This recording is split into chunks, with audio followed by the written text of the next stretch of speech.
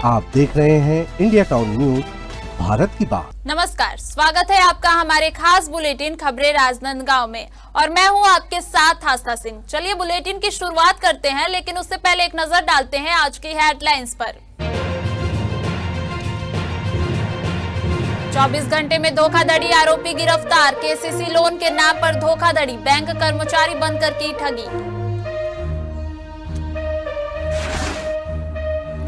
खैरागढ़ नपा नीलामी घोटाला पहुंचा रायपुर, विधायक प्रतिनिधि ने की शिकायत। 64 लाख रुपए के नुकसान पर जांच की मांग।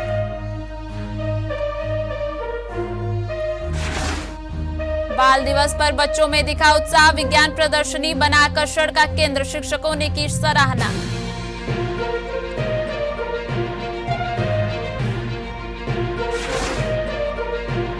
निगम टांका घर से ठेला गायब, बाईपास पर मिला गायब ठेला, कर्मचारी पर मौखिक अनुमति का आरोप।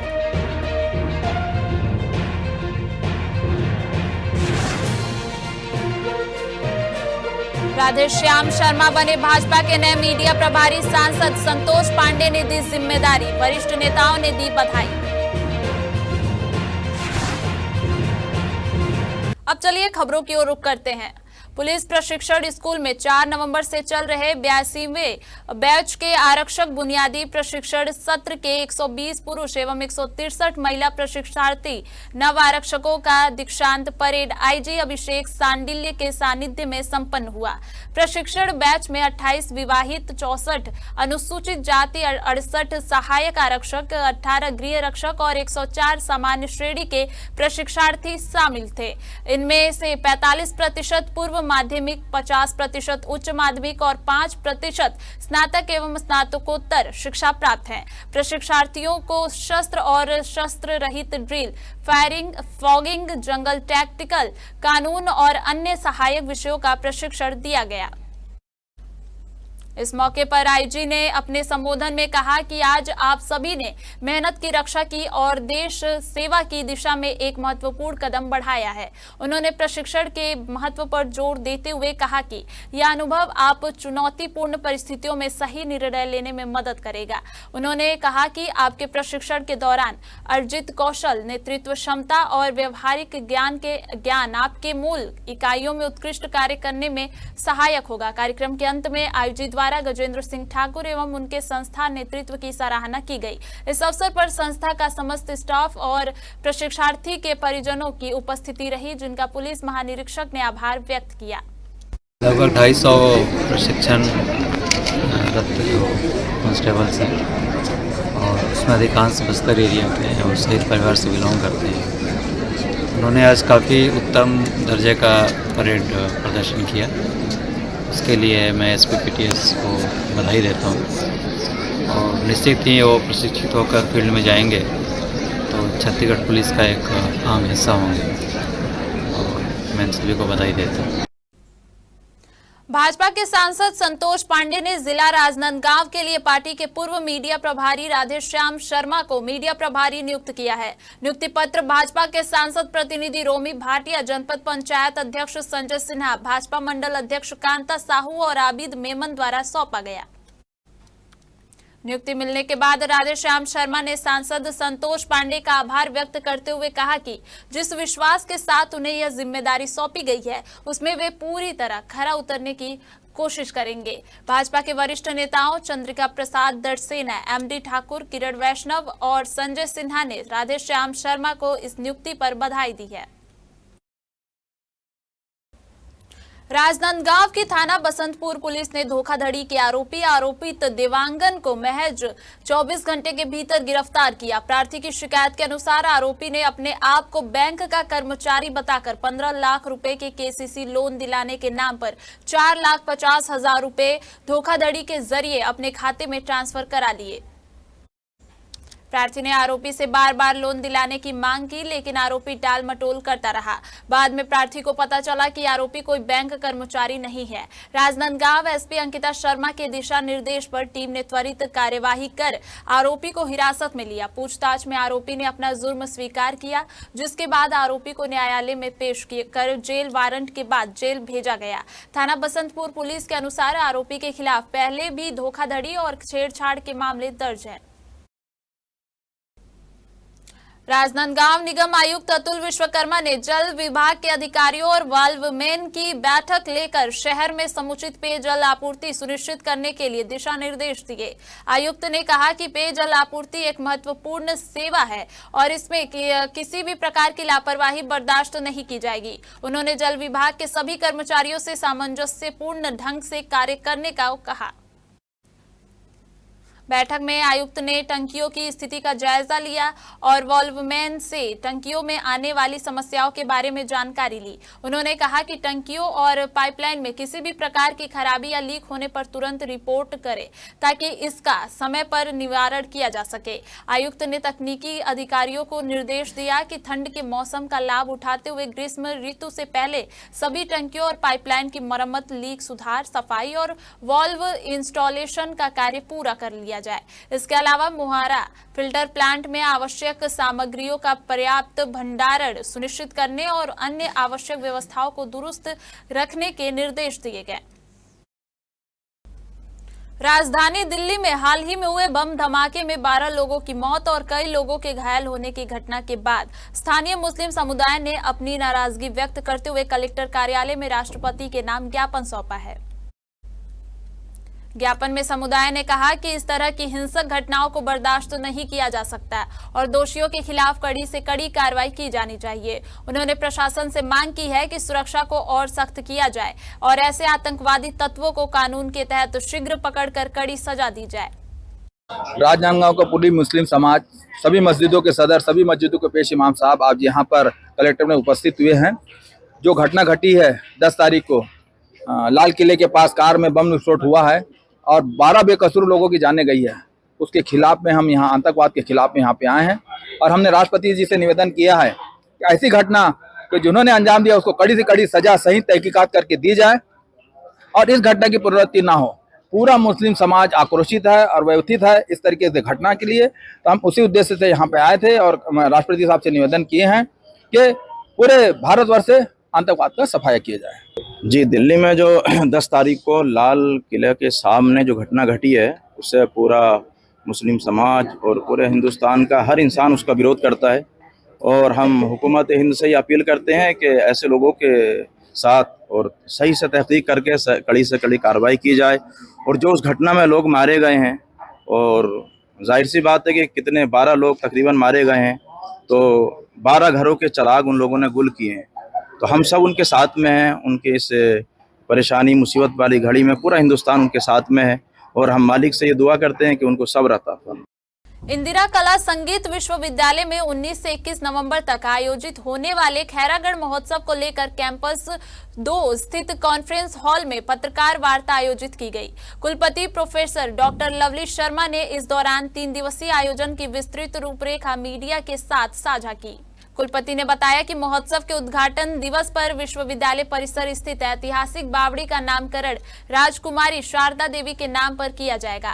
साथ ही पिपरिया में प्रस्तावित 3 एकड़ भूमि पर स्थापित होने वाली मूर्ति कला संकाय का भूमि पूजन भी किया जाएगा। उन्होंने कहा कि इस वर्ष महोत्सव को अंतर्राष्ट्रीय स्तर पर आयोजित किया जा रहा है। अमेरिका और लंदन से विशिष्ट कलाकार अपनी प्रस्तुतियां देंगे। वहीं उद्घाटन समारोह में मुख्यमंत्री विष्णुदेव साय मुख्य अतिथि के रूप में शामिल होंगे, जबकि समापन सत्र की शोभा राज्यपाल रमेन डेका बढ़ाएंगे। जो हमारे मुख्य अतिथि हैं इस खैरागढ़ महोत्सव में माननीय विष्णुदेव साय जी, चीफ मिनिस्टर छत्तीसगढ़ ने अपनी स्वीकृति दी है इस कार्यक्रम में आने के लिए और विधानसभा अध्यक्ष हमारे आदरणीय डॉक्टर रमन सिंह जी ने भी अपना आना सुनिश्चित किया है। दूसरे दिन जो है कार्यक्रम में संतोष पांडे जी माननीय सांसद राजनांदगांव हमारे बीच में मुख्य अतिथि के रूप में है, श्रीमती गिरिजा चंद्राकर विशिष्ट अतिथि के रूप में है और इसके सिवा जो हमारा समापन समारोह है उसमें मुख्य अतिथि हमारे माननीय रामेन डेका जी गवर्नर साहब हमारे बीच होंगे और अति विशिष्ट अतिथि के रूप में श्री अरुण साहब जो है मुख्यमंत्री हमारे बीच होंगे। अंतर्राष्ट्रीय कलाकार हमारे 3 हैं, तो जो अंतर्राष्ट्रीय स्तर से आ रहे हैं उनमें प्रोफेसर बेंजामिन ब्रून है, पंडित कर्माकर है। वक्त हो चुका है एक छोटे से ब्रेक का। बने रहिए इंडिया टाउन न्यूज के साथ। कभी कभी चेहरे का छुपा दर्द दुनिया नहीं देख पाती है, दाग, मुहासे, झाइयाँ सब आपके आत्मविश्वास को कम कर देता है, पर अब नहीं, क्योंकि Rukhsana glow and fair face pack जो दे आपकी स्किन को वो प्यार जो सिर्फ प्रकृति दे सकती है। हर लेयर को साफ करे, हर दाग को करे हल्का और आपकी मुस्कान फिर से लौटाए, because you deserve to glow naturally. Rukhsana herbal beauty product Amazon, Meesho और फ्लिपकार्ट में भी उपलब्ध। अमीन मोटर्स उड़ान ई रिक्शा छत्तीसगढ़ का नंबर 1 ई रिक्शा शोरूम, जहां आपको सभी प्रकार के ई रिक्शा के वैरायटीज उपलब्ध मिलेंगे। हमारा ई रिक्शा काफी मजबूत है और ये सालों साल चलता है, तो आज ही घर ले आइए आरटीओ इंश्योरेंस के साथ। हमारा पता है अमीन मोटर्स, प्यारेलाल चौक, जीई रोड, न्यायालय के पास, राजनांदगांव। 9827174038 7724047008। ब्रेक के बाद एक बार फिर आप सभी का स्वागत है। चलिए खबरों की ओर बढ़ते हैं। नगर की बढ़ती दुर्घटना संभावनाओं और अव्यवस्थित यातायात व्यवस्था को लेकर एबीवीपी खैरागढ़ इकाई ने पुलिस अधीक्षक के नाम अतिरिक्त पुलिस अधीक्षक को ज्ञापन सौंपकर सुधार की मांग की है। प्रतिनिधियों ने बताया कि इतवारी बाजार से नया बस स्टैंड तक का मार्ग शासकीय कार्यालय, नगर पालिका विद्यालय, विश्वविद्यालय और अस्पताल जैसे संस्थानों से घिरा होने के कारण रोजाना जाम की स्थिति बनती है। इसके अलावा doctor Padumlal Punnalal Bakshi higher secondary school और दुर्गा चौक क्षेत्र में स्कूल की शुरुआत और छुट्टी के समय भारी भीड़ हो जाती है, जिससे कई बार दुर्घटना जैसी परिस्थितियां बन चुकी हैं। एबीवीपी ने यह भी बताया कि बख्शी मार्ग की ओर भारी वाहनों के प्रवेश और गलत दिशा में खड़े ये वाहन यातायात बाधित करते हैं। इसके चलते प्रमुख चौराहों पर ट्रैफिक पुलिस की तैनाती, नो पार्किंग में सख्त कार्रवाई, स्कूल और बाजार क्षेत्र में विशेष प्रबंध और सड़क संकेतक लगाने की मांग की गई है। नगर की यातायात व्यवस्था को देखते हुए नगर की यातायात व्यवस्था सुधारने हेतु एसपी सर के नाम एडिशनल एसपी सर को ज्ञापन दिया गया है। इसमें मुख्य बिंदु यहाँ है कि नगर के सबसे बड़े विद्यालय है डॉक्टर पुन्नालाल पद्मलाल बख्शी स्कूल में हजारों की संख्या में विद्यार्थी पढ़ते हैं। इसमें स्कूल लगने के समय और छुट्टी होने के समय हजारों की संख्या में भीड़ रहती है, तो दुर्घटना होने का डर रहता है। इसको देखते हुए आज एसपी सर के नाम एडिशनल एसपी सर को ज्ञापन दिया गया है विद्यार्थी परिषद द्वारा। और नगर में कन्या विद्यालय भी है जहाँ छात्रा बहनें पढ़ती हैं, वहाँ भी गांव से बहुत सारे विद्यार्थी पढ़ने के लिए आते हैं।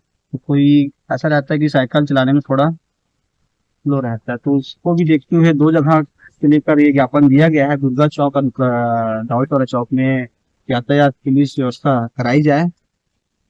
और एडिशनल एसपी सर द्वारा बोला गया है कि यहाँ समस्या कोई विद्यालय या विद्यार्थियों की नहीं है, पूरा नगर की समस्या है और इसके ऊपर जल्द से जल्द कार्रवाई की जाएगी, ऐसे आश्वासन दिया गया है सर के द्वारा। राजनांदगांव से एक हैरान कर देने वाला मामला सामने आया है। नगर निगम की अतिक्रमण हटाने की कार्रवाई के बाद जब जब्त ठेले को टांका घर में रखा गया तो एक ठेला रहस्यमय तरीके से गायब हो गया। ठेले के असली मालिक ने जब इसकी तलाश की तो पता चला कि उसका ठेला लखोली बाईपास के पास किसी और द्वारा संचालित किया जा रहा है। दरअसल बीते माह नगर निगम ने फ्लाईओवर के नीचे लगी अस्थायी दुकानों और ठेलों पर अतिक्रमण हटाओ अभियान चलाया था। इस कार्रवाई में कई ठेले और दुकानें हटाकर निगम के टांका घर में रखे गए थे। इसी दौरान रवि कुमार नाम के एक युवक का ठेला भी निगम प्रशासन द्वारा जब्त किया गया था, लेकिन जब रवि अपना ठेला लेने टांका घर पहुंचा तो उसे वहां अपना ठेला नहीं मिला। शिकायत के बाद पुलिस ने ठेले को संचालित करने वाले व्यक्ति राकेश निर्मलकर को थाना बुलाया। पूछताछ में राकेश ने दावा किया कि उसने यह ठेला निगम के टांका घर में खड़ा देखा था और अपने छोटे व्यवसाय को शुरू करने के लिए उसने अपने क्षेत्र के एक नेता से संपर्क किया।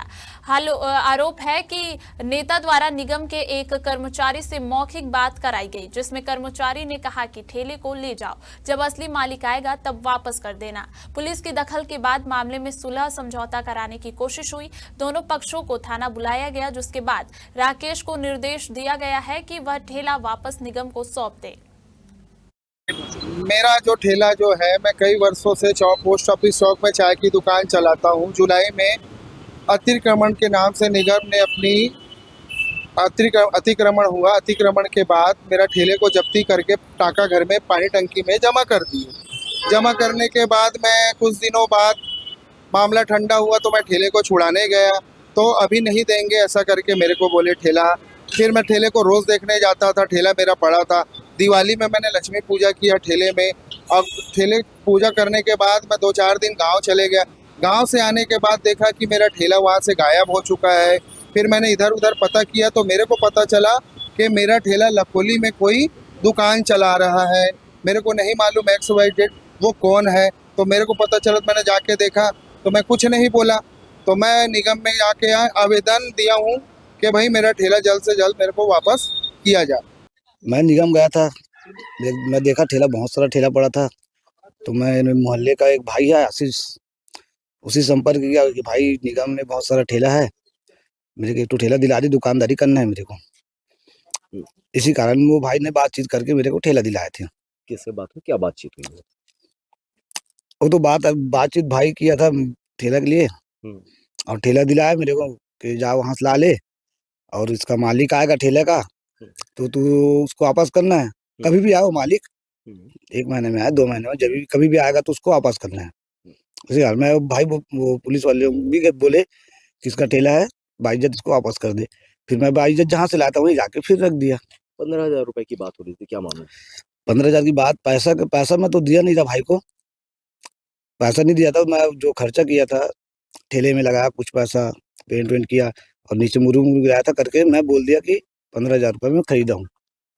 तो ठेला क्या फ्री में मिला आपको? हाँ, ठेला भाई दिलवाया था, जो भी है संपर्क से, अपने पहचान वाले से।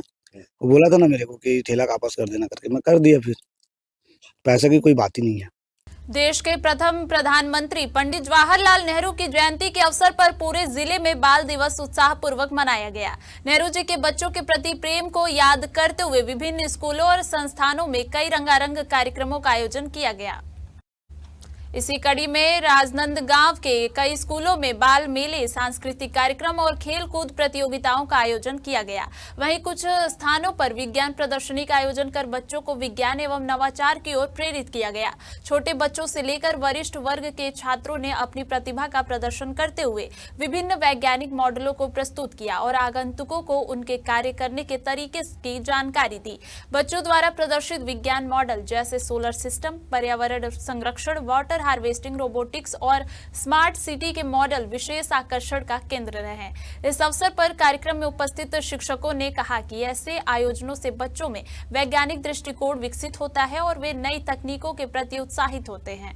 आज चिल्ड्रंस डे मनाया जा रहा है। हमारे first prime minister Pandit Jawaharlal Nehru ji का बर्थडे है। इसी उपलक्ष्य में स्कूल ने ये डिसाइड किया कि आज उनको याद करते हुए हम एक साइंस एग्जीबिशन का आयोजन करें।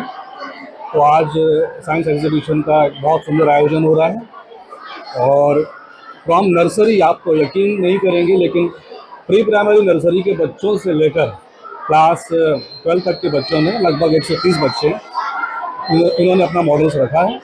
यहाँ पे इस बार बहुत अच्छे बच्चों ने मॉडल बनाए। कॉमर्स वाले ने भी बहुत अच्छे मॉडल बनाए और खासकर बच्चों ने, जैसे कि आप यहाँ देख ही सकते हैं, इतने सारे प्राइमरी वाले बच्चों ने भी बनाए, सेकेंडरी वाले भी बहुत सारे बच्चों ने बनाए। टोटल यहाँ 135 बच्चों ने, मतलब 135 मॉडल बने जिसमें बहुत सारे बच्चों ने पार्टिसिपेट किया और ये बहुत अच्छी चीज़ है। जैसे कि आजकल हम देखते हैं साइंस हमारे लिए कितना इम्पोर्टेंट है, आगे हमारे फ्यूचर के लिए कितना इम्पोर्टेंट है। तो ये हमारे स्कूल का उत्साह दिखाता है कि हमारे बच्चे कितने इंटरेस्टेड हैं साइंस की फील्ड में। राजनांदगांव के पीएम श्री सर्वेश्वर दास स्कूल में हर्षोल्लास के साथ बाल मेला आयोजित किया गया, जिसमें बच्चों ने विभिन्न सांस्कृतिक, शैक्षणिक और रचनात्मक गतिविधियों में बढ़ चढ़कर हिस्सा लिया। बाल मेले का मुख्य उद्देश्य बच्चों की रचनात्मकता, प्रतिभा और आत्मविश्वास को बढ़ावा देना होता है। इस मेले ने बच्चों की छिपी हुई प्रतिभाओं को मंच प्रदान किया और उनकी रचनात्मकता को प्रोत्साहित किया। साथ ही समूह कार्य, नेतृत्व और सामाजिक कौशल का विकास भी हुआ। इस आयोजन में राजनांदगांव नगर पालिका निगम के आयुक्त अतुल विश्वकर्मा मुख्य अतिथि के रूप में उपस्थित रहे। उन्होंने बच्चों की कलाकृतियों और उनके काम की सराहना की। साथ ही शिक्षा विभाग से सतीश व्यवहारे ने बच्चों के हुनर की तारीफ की और उनके उत्साहवर्धन के लिए प्रेरित किया। इस अवसर पर मुख्य अतिथि अतुल विश्वकर्मा ने कहा कि इस तरह के आयोजनों से बच्चों में रचनात्मकता और आत्मविश्वास बढ़ता है, इसलिए हमें ऐसे कार्यक्रमों को आगे बढ़ावा देना चाहिए। राजनांदगांव के पीएम श्री सर्वेश्वर दास स्कूल में आज बाल दिवस के अवसर पर बाल मेले का आयोजन किया गया है। जिस प्रकार से आप तस्वीरों के माध्यम से देख पा रहे होंगे, तमाम ये वो बच्चे हैं जो अपनी शिक्षा के साथ साथ अपनी कलाओं को यहाँ पर दिखाते हुए, प्रदर्शन करते हुए नजर में आ रहे हैं। इन बच्चों से बात करेंगे। जी, आपका नाम क्या है? मेरा नाम हर्षिता साहू है। मैं 12th A की स्टूडेंट हूँ। क्या चीज का स्टॉल लगाया? हम लोगों ने समोसा चाट का स्टॉल लगाए हैं। कहाँ से इसकी शिक्षा मिली? हमारे टीचर्स ने हमें गाइड किया है। टीचर्स ने गाइड किया है। Yes sir. कैसे लग रहा है ये बाल मेले का आयोजन काफी वर्षों के बाद आज पहली बार? We are very thankful and grateful for this organization that our school has organized the fun fair.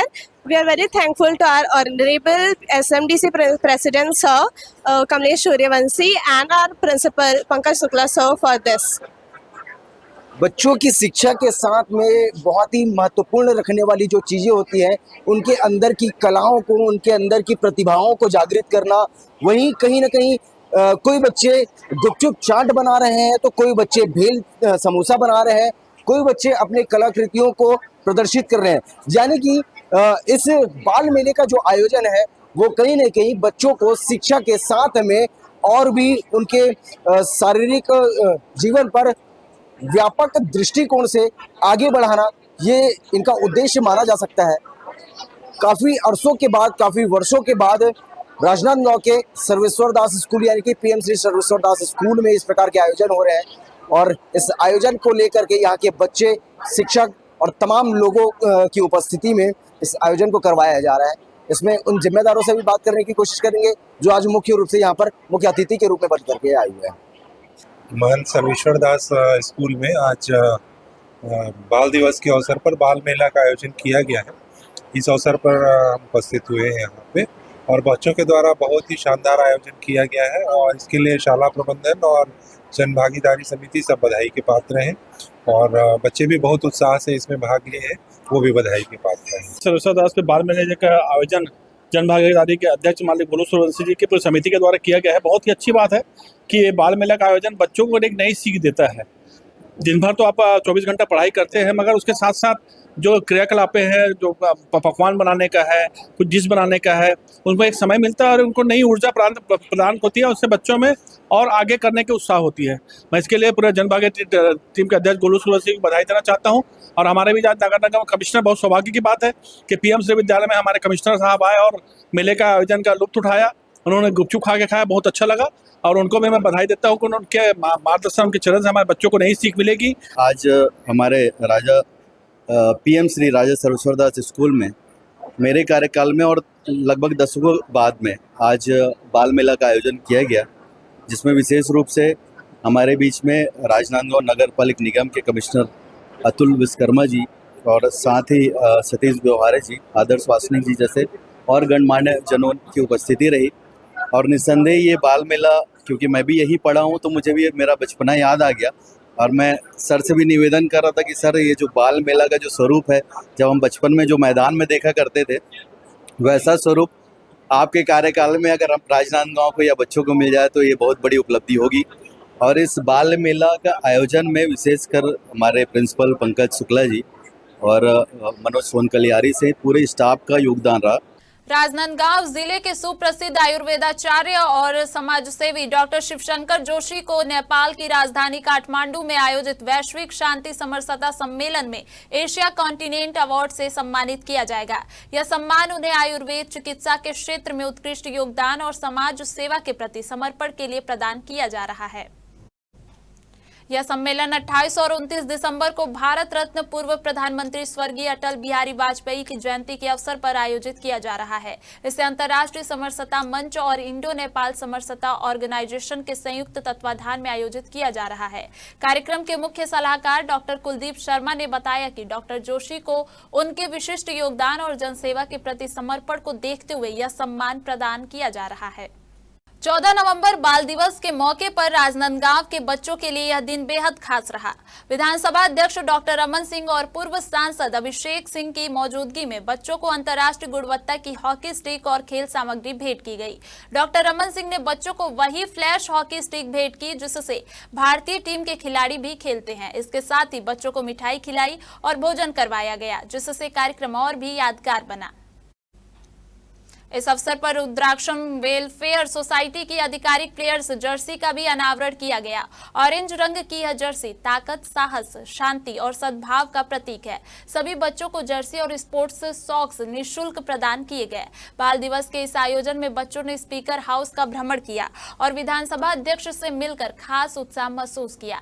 कार्यक्रम में अंतर्राष्ट्रीय हॉकी खिलाड़ी और NIS gold medalist coach Mrinal Chaubey द्वारा निःशुल्क प्रशिक्षण भी दिया गया। आपको बता दें कि रुद्राक्षम वेलफेयर सोसाइटी की पहल पर चिखली स्कूल मैदान में बच्चों को हॉकी प्रशिक्षण दिया जा रहा है। यहां के खिलाड़ी मेहनत कर खेलो इंडिया और SAI जैसी संस्थाओं में चयनित होकर अपनी प्रतिभा दिखा रहे हैं। कार्यक्रम में रुद्राक्षम वेलफेयर सोसाइटी के अध्यक्ष और वरिष्ठ हॉकी खिलाड़ी भी उपस्थित रहे। बच्चों की उत्सुकता और खेल के प्रति प्यार ने इस दिन को और भी खास बना दिया। भारतीय जनता पार्टी के राष्ट्रीय प्रदेश एवं जिला अध्यक्ष कोमल सिंह राजपूत के निर्देशानुसार निर्वाचन नामावली विशेष ज्ञान पुनरीक्षण के तहत भाजपा तिलई मंडल की प्रशिक्षण कार्यशाला का आयोजन किया गया। यह कार्यशाला मंडल अध्यक्ष के नेतृत्व में और बैठक प्रभारी की गरिमामय उपस्थिति में सफलतापूर्वक संपन्न हुई। बैठक प्रभारी ने उपस्थित कार्यकर्ताओं को SIR 2025 की प्रक्रिया, उद्देश्य और इसके लोकतंत्र पर प्रभाव के बारे में विस्तार से जानकारी दी। उन्होंने कहा कि निर्वाचन नामावली का सटीक और निष्पक्ष पुनरीक्षण लोकतंत्र की जड़ों को मजबूत करता है। हर पात्र नागरिक का नाम मतदाता सूची में जुड़ना देश की मजबूती का प्रतीक है। अंत में मंडल अध्यक्ष ने सभी अतिथियों का आभार व्यक्त करते हुए कहा कि अभियान में प्रत्येक कार्यकर्ता सक्रिय भूमिका निभाएगा ताकि हर पात्र नागरिक का नाम मतदाता सूची में जुड़ सके।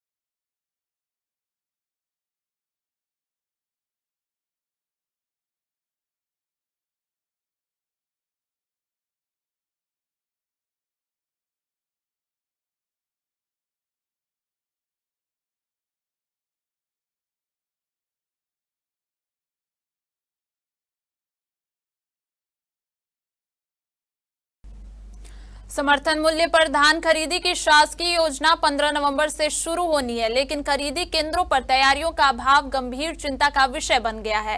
कर्मचारियों की हड़ताल के कारण कल से शुरू होने वाली धान खरीदी फिलहाल अधर में नजर आ रही है।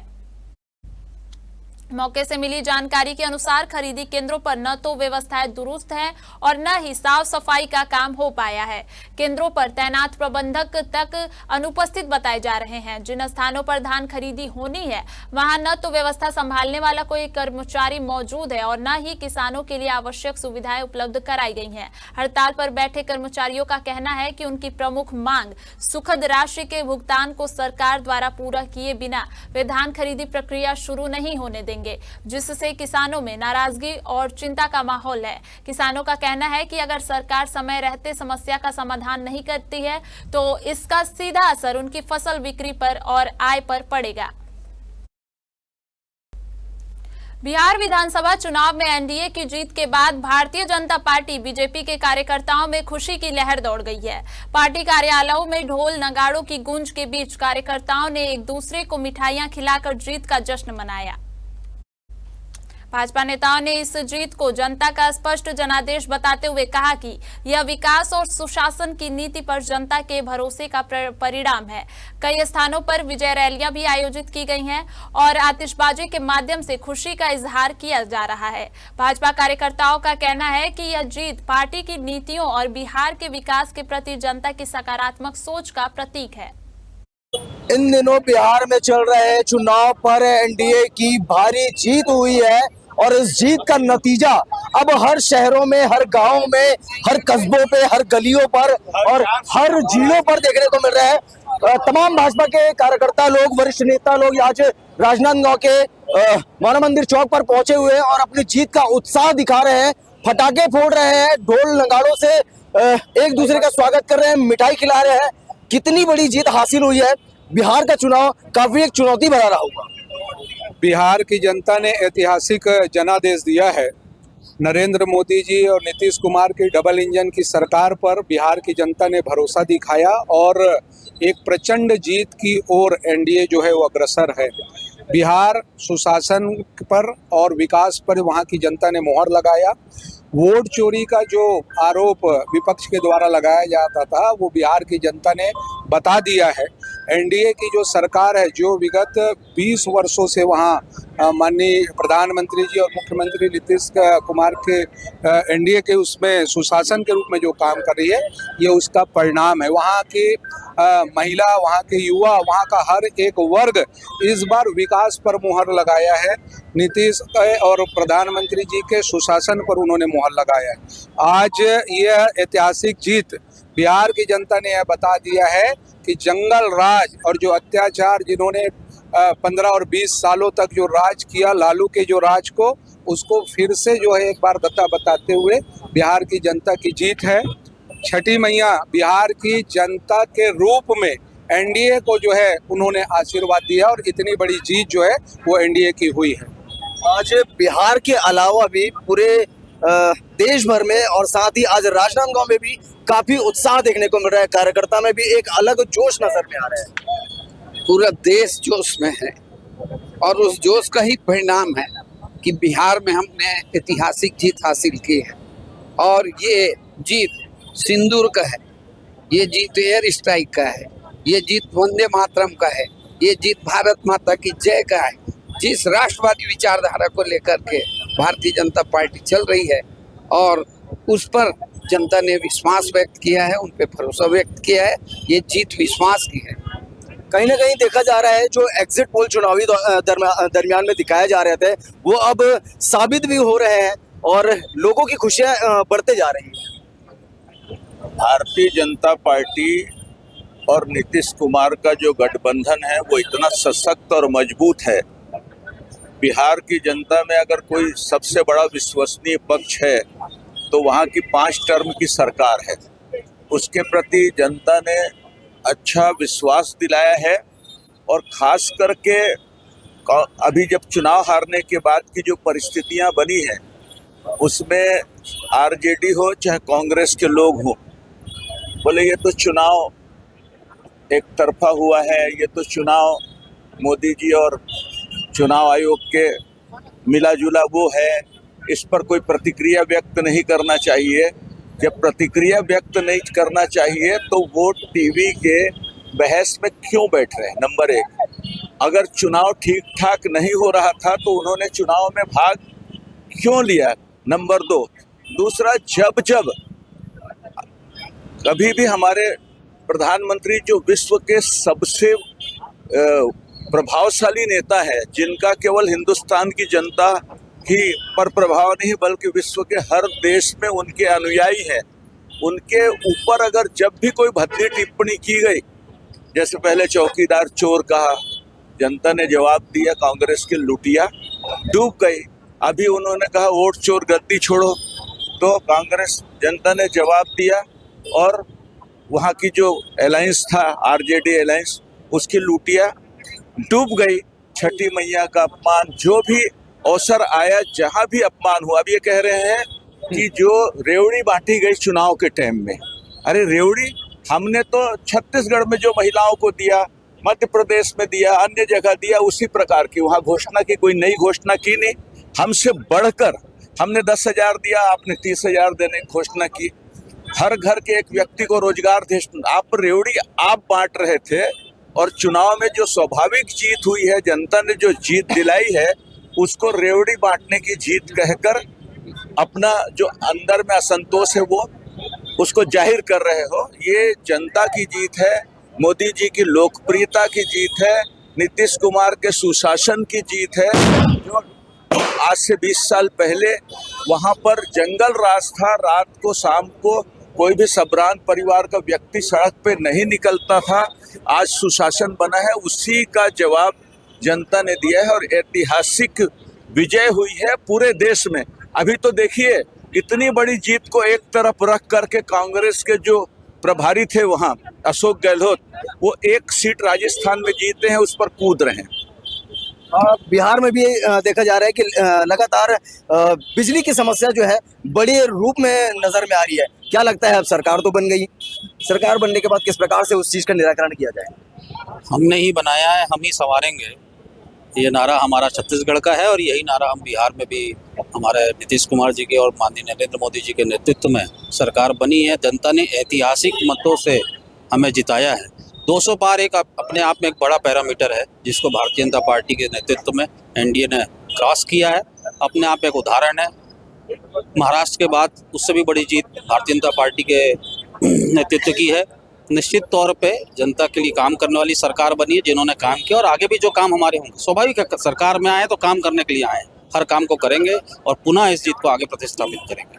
चुनावी दावे और वादे चलते रहते हैं, मगर अब इतनी बड़ी जीत हासिल करने के बावजूद भी केवल बिहार ही नहीं बल्कि पूरे भारत देश में ये खुशियों का माहौल जो है व्याप्त हो चुका है। हर जगह पर भाजपा के झंडे नजर में आ रहे हैं, हर जगह पर ढोल नगाड़ों की थाप नजर में आ रही है, लोग मिठाइयाँ बांट रहे हैं। अब ये खुशियाँ केवल और केवल एक प्रदेश ही नहीं बल्कि पूरे देश की खुशियाँ बनते जा रही है। समर्थन मूल्य पर धान खरीदी की शासकीय योजना 15 नवंबर से प्रारंभ होने वाली है, लेकिन छुई खदान ब्लॉक के कई समिति केंद्रों में तैयारियां नहीं होने के कारण इस कार्य के समय पर शुरू होने पर संशय है।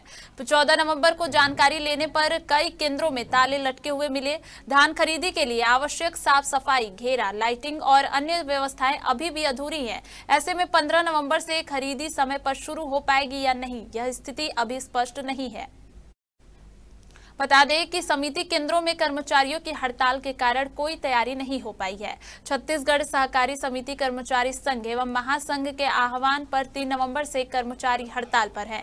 इसका असर यह हुआ कि किसानों का पंजीकरण एग्री स्टेट पोर्टल पर करने में भी परेशानी हो रही है और कई किसान बिना टोकन के वापस लौट रहे हैं। सरकार ने समर्थन मूल्य पर धान खरीदी में अन्य विभागों के अधिकारियों की ड्यूटी लगाने का आदेश दिया है, लेकिन कृषि और राजस्व विभाग के अधिकारियों ने भी खरीदी में ड्यूटी नहीं देने का ज्ञापन सौंपा है। इससे खरीदी केंद्रों में संचालन पर और दबाव है। तो पंजीयन नहीं हुआ है, तो अभी क्या कागज लेके आ रहे हो? पंजीयन जमा करने के लिए लाया हूँ। कितने बार हो गया थे? 15 दिन हो गया, चक्कर मार रहा। अभी तक पंजीयन नहीं हुआ है? नहीं हुआ है तो कैसे होगा? एक ही दिन बचा, 15 तारीख से 15 नवंबर से धान खरीदी होगा, अभी तो पंजीयन नहीं हुआ। तो क्या यहाँ क्या लिखा हुआ है उसमें? हड़ताल है, 3/11/2025 तक हड़ताल है करके नोटिस डाल दिया है। तो यहाँ के जिला सहकारी केंद्रीय बैंक नहीं गए पता करने के लिए? गया था। है? गया था। क्या बोले हो जाएगा पंजीयन बोलता है, अभी तक हुआ ही नहीं। नगर पालिका परिषद खैरागढ़ में दुकान नीलामी के दौरान हुई कथित वित्तीय अनियमितताओं का मामला अब राजधानी रायपुर तक पहुंच गया है।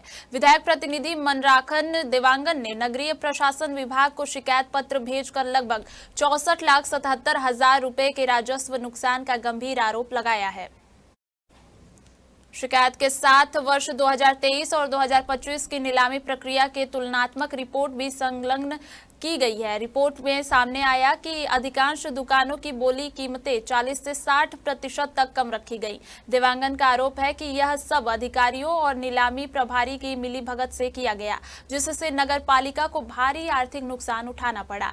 देवांगन ने दोषी अधिकारियों एवं कर्मचारियों के खिलाफ आपराधिक प्रकरण दर्ज कर वर्तमान नीलामी को तत्काल निरस्त करने और पारदर्शी प्रक्रिया से पुनः नीलामी कराने की मांग की है। उनका कहना है कि यह मामला सीधे तौर पर जनता के राजस्व से जुड़ा है, जिसे किसी भी हालत में बर्दाश्त नहीं किया जा सकता।